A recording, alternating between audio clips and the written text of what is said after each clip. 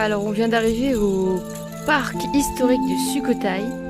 Donc c'est plein de vestiges de style Khmer. Donc c'est très beau. C'est un site qui est d'ailleurs classé au patrimoine mondial de l'UNESCO. Donc ça date du XIIIe siècle, après la mort de Bouddha. Donc nous c'est avant Jésus-Christ, après Jésus-Christ, et comme ici c'est le bouddhisme, on dit après la mort de Bouddha, et sinon c'est avant qu'il devienne le Bouddha. Parce qu'avant ça, Bouddha, du coup, c'était juste un prince. Et puis il a... Comment dire? Il a commencé à avoir une vie de mendiant, un peu comme les moines.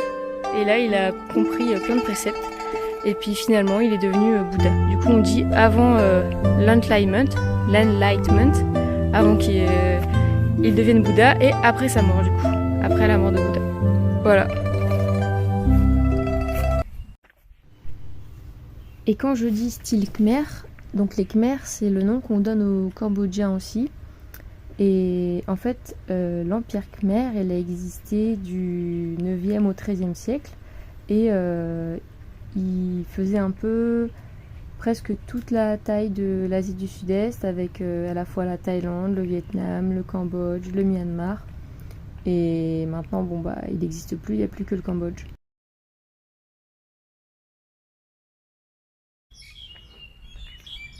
Alors ici, c'est une statue de Bouddha. Et ce qu'il faut savoir sur les statues de Bouddha, c'est qu'elles sont représentées de différentes manières. Et là, par exemple, la manière dont elle est représentée, c'est Bouddha qui est en méditation. Après, on a d'autres positions. Par exemple, là-bas au loin, on voit un Bouddha debout.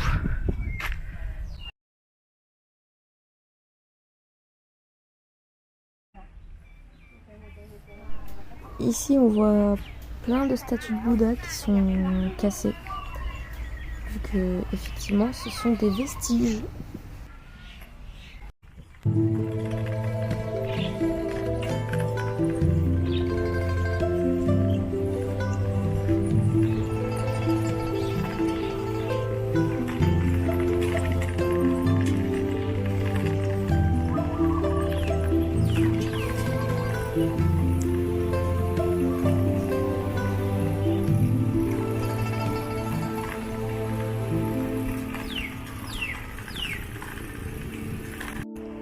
Alors du coup ici on est à Ayutthaya et là on est sur une stupa et à l'intérieur on vient d'entrer là et on a pris un petit tunnel pour entrer à l'intérieur et à l'intérieur on a vu un Bouddha tout petit de couleur rouge.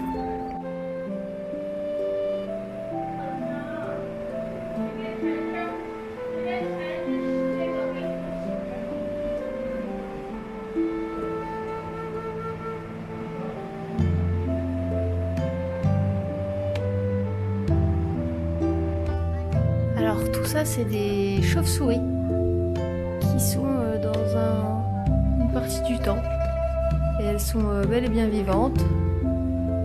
Elles doivent sûrement faire la sieste. Alors ici on est face à une sorte de mur, vous voyez ou pas? Et derrière il y a de l'eau parce que là on est en période de mousson, du coup là c'est la période où il pleut au moins une fois par jour. Et quand il pleut, c'est pas une petite pluie, c'est une très grosse pluie. Et du coup, il y a beaucoup de risques d'inondation. Et notamment, aujourd'hui, on a vu par exemple plein d'endroits inondés. Du coup, là par exemple, là-bas, il y a, vous voyez, en orange, on a une sorte de machine qui vient et qui pompe l'eau qui est à l'intérieur pour la remettre dans le fleuve. Sinon, on a aussi vu les pompiers qui détournaient des voitures. Et puis, il y a des gros camions, des grosses grues qui essaient de faire des barrages de blocs de pierre, de blocs de terre, pardon. Donc voilà, sinon regardez ce beau temple ici, voilà, il serait inondé. Alors là on passe devant les fameux blocs de terre qui permettent de stopper l'eau. Enfin ça a des limites, pour l'instant ça marche. Ici c'est inondé derrière.